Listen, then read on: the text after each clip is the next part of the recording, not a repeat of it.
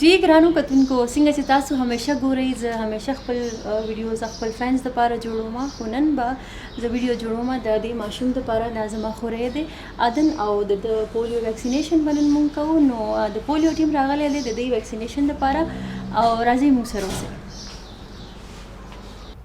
السلام علیکم. السلام علیکم چې کینئ پلیز. جی ما ستاسو ماشوم دپاره کترې راوړي پولیو کترې. جی جی جی بالکل صحیح. نن سبا د دې ماشوم خوراک لږ ګډوډ دی نو پولیو ویکسینیشن نه څه نقصان خو به نه کېږي ماشوم ته؟ نه جی تاسو ماشوم ته پولیو کترې ورکولی شي دې سره د دې په خوراک سره اثر نه پرېږدي. دا د ماشوم نه معذور کېدو نه بچ کېدو دپاره دي دا پولیو کترې. اوکې که ماشوم چېرته بیمار وي او د هغه پولیو ویکسینیشن مس شي نو په هغه کیس کې موږ څه کولی شو؟ نه جی تاسو به د ماشوم دا کترې هېڅ کله نه مس کوئ باقاعده ټایم په ټایم تاسو دې ته دا کترې ورکولی شئ. جی